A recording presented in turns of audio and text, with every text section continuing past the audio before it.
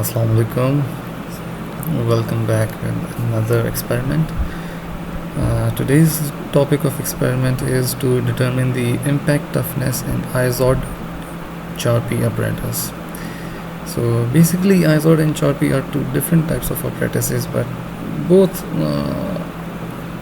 both are used almost in the same way, with just a very minor difference. So we are going to study them both in today's lecture.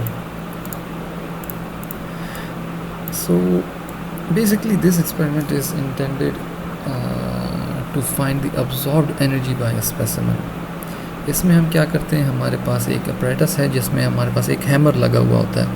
So that hammer drops down using a pendulum motion and it hits the specimen with a specific amount of energy. So when that specimen breaks, some of that hammer's energy is transferred to is used up while breaking the specimen, and the rest of it is used in continuing its pendulum motion. So हम इस experiment में ये जानना चाहते हैं कि हमारे पास अगर एक स्पेसिमन हो तो वो कितनी एनर्जी अब्जॉर्ब कर सकता है, कितनी एनर्जी वो बर्दाश्त कर सकता है. ठीक है, मैं आपको इसका ज़रा प्रीव्यू दिखाऊं. इस तरह का हमारे पास एक अपरेटस होता है जिसका ये हैमर होता है. हमारे पास यहाँ पे एक स्पेसिमन पड़ा होता है. ये हैमर यहाँ से जैसे ही रिलीज़ होता है ये आके यहाँ पे स्पेसिमन को हिट करता है. सो हमारे पास यहाँ पे एक नीडल होती है जो हमें इन टर्म्स ऑफ जूल्स हमें रीडिंग देती है. ठीक है, अच्छा सुनाओ. हमारे पास क्या है कि energy is equal to weight of the hammer into height of fall. हमारे पास टोटल एनर्जी जो कि इम्पैक्ट एनर्जी है वो 50 जूल्स, 45 टू 50 जूल्स हमारे पास जो लैब में चारपी अपरेटस पड़ा हुआ है वो round about 45 to 50 joules of energy वो इम्पार्ट करता है टू द स्पेसिमेन. ठीक है, सो हम यहाँ पे क्या करते हैं कि हैमर को क्लैम्प करते हैं. हम अपने नीचे हम उसमें अपना स्पेसिमन फिक्स कर देते हैं and then we unclamp the hammer, तो वो अपनी फ्री फॉल शुरू कर देता है. So initially without the specimen हमारे पास फ्री फॉल में वो कितनी एनर्जी इम्पार्ट करता है हमारे पास, उसे हम जैसे ही छोड़ते हैं वो नीडल फुल रेवोल्यूशन रोटेट करके हमारे पास वो एक डिजिट देती है. So that is it's the maximum energy imparted by that free fall. तो हमारे पास 45 जूल्स ऑफ एनर्जी इम्पार्ट कर रही है. एनर्जी लॉस्ट हमारे पास, अगर ये तो हमारे पास इनिशियल एनर्जी थी. आफ्टर पुटिंग स्पेसिमन हमारे पास ये डिफरेंट रीडिंग्स आ रही हैं कि हम अगर एक स्पेसिमन हम पुट करते हैं तो उसे तोड़ते हुए जब वो हैमर जाता है तो हमारे पास वो रीडिंग आती है 42 joules. So absorbed energy by the specimen कितनी है, 45 माइनस 42, हमारे पास 3 joules of energy is absorbed by that specimen. Similarly 40 joules, 37.5 आप डिफरेंट स्पेसिमन्स आपस में ट्राई कर लें. ठीक है, तो ये हमारे पास उसका एक सिनेरियो है. हमारे पास इस तरह का ये अपरेटस है जो जिसमें ये हैमर एक फ्री फॉल, एक पेंडुलम मोशन में एक फ्री फॉल पे आता हुआ इसे टच करता है. सो इसमें हमारे पास बेसिकली जो हैमर की पोटेंशियल एनर्जी है that is converted to a kinetic energy with the help of gravitational motion.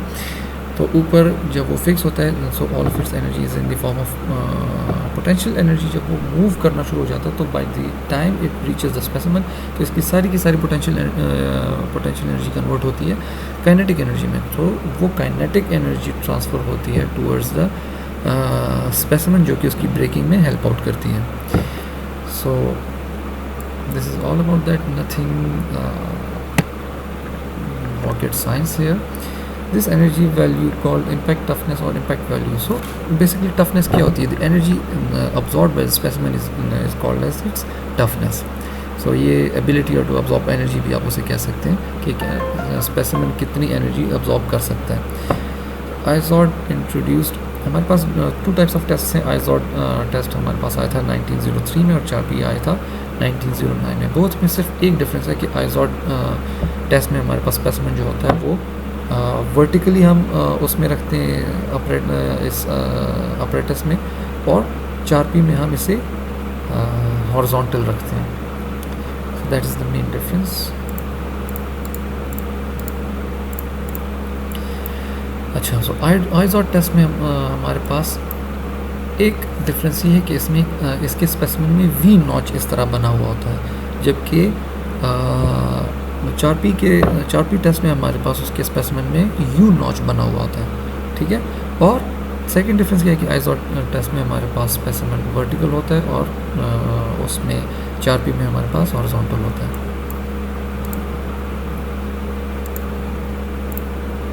As you can see, ये हमारे पास ये स्पेसिमेन है, टेस्ट स्पेसिमेन जो लिखा हुआ है. सो ये हमारे पास वर्टिकल यहाँ पे इसमें क्लैम्प हुआ है. हम इसको इस तरह करके वी नॉच इस तरह करके हम इसमें इंसर्ट करते हैं. 22 mm इसका फ्री सरफेस है, जबकि बाकी और इसकी डायमेंशन है 10 by 10 by 75 mm, 75 mm height और 10 by 10 इसकी विड्थ और लेंथ. अच्छा, सो 4P टेस्ट में हमारे पास क्या है, इसमें भी यू नॉच होता है और इसकी डायमेंशन जो है वो है 10 by 10 by 55. उसमें 10 by 10 by 75 था, इसमें 10 by 10 और 55 mm, और ये हॉरिजॉन्टल होता है और इसमें यू नॉच होता है. यहाँ पे यू नॉच कितना 5 mm का, 5 mm डेप्थ का इसमें नॉच होता है. ठीक है. So that's it. If you have any question regarding this experiment, feel free to contact me. So thank you.